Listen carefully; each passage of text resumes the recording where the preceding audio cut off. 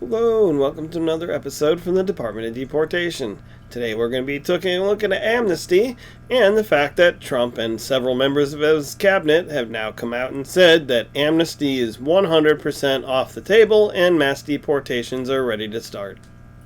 So, as we talked about previously on this channel in one of our prior episodes, this was being discussed behind the scenes several weeks ago.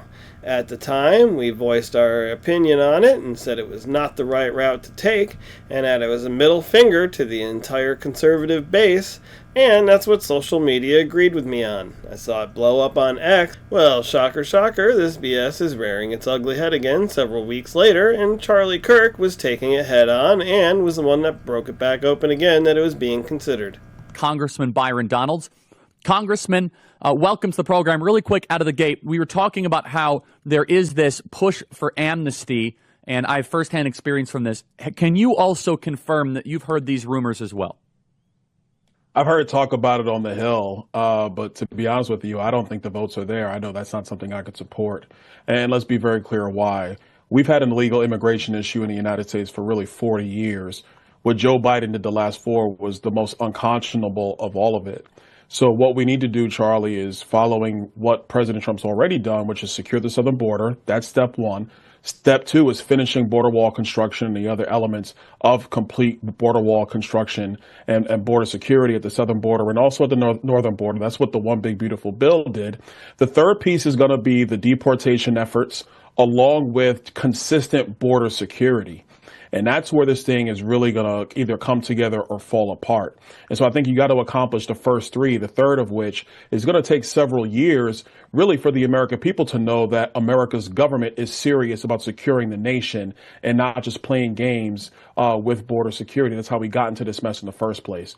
So I don't think it has the votes in the House. Number 2, that's not something I could support. We got to obviously secure the border, send a lot of people home. But when it comes to mass amnesty, I'm not there. And I think there are a lot of members that aren't there either. Yeah, it is a red line. Of course, I agree with both those dudes, and we saw some other people chime in with similar sentiments. No on amnesty.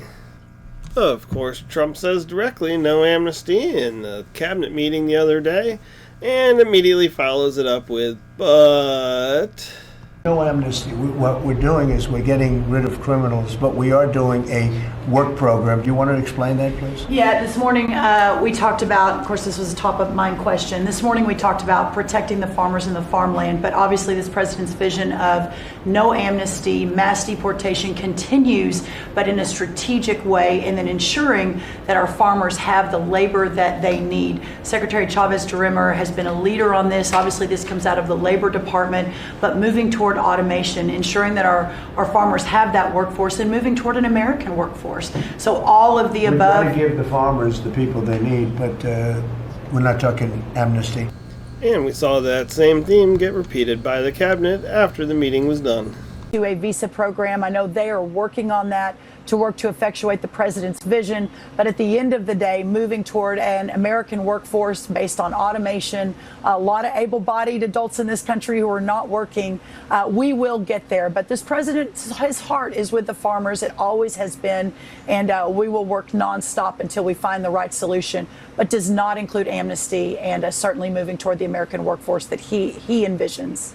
Now let's take a look at Steve Bannon pretty much expressing my views on this. This is why we're going to go after we are going after the H-1B programs. Now, she said later, Labor Secretary is working on some H-2A, because this was the rumor, this is what people's heads were blowing up. And I'm not saying they weren't thinking about doing it, but they're going to slide an amnesty into an executive order around H-2As. That is not, or at least right now, it's not happening. She said, no way, no amnesty. Brooke Rollins, Secretary of Agriculture, couldn't be more adamant about that. Strategic deportations, mass deportations. We'll break that down. Mass deportations now, amnesty never. Let me repeat the mantra. Mass deportations now, amnesty never. And here's Jack Poso pretty much saying the same thing, and we agree with it. Fighting for America first. No, I get that. But are you fighting for deportations yes. of every illegal immigrant in the United States, if that means yes. that farms close all over the United States, for example?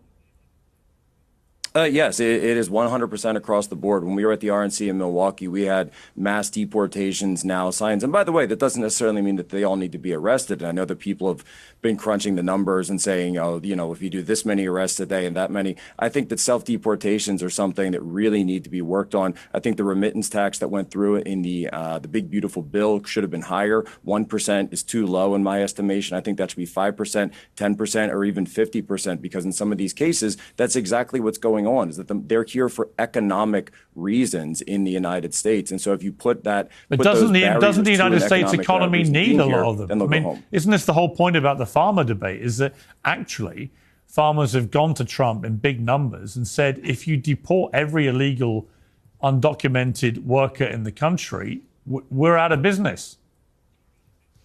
Well, look, you know, there can be a way for this to be done in a phased manner where they can get people in, and over time, it's not like it has to be, we're going to snap our fingers overnight and they're going to be gone, but absolutely, over time, 100%. Well, there we see Jack absolutely nailing it, and we agree with him 100%. It's full steam ahead. It's all the people, even if it means that occasionally some business owners might be left out, or some things might not be as convenient as they possibly were. The rest of the world somehow manages to do crops and pick fruit and things like that, and we can figure it out too. And God knows there's a bajillion people on welfare that are actually able-bodied and can get out there and help.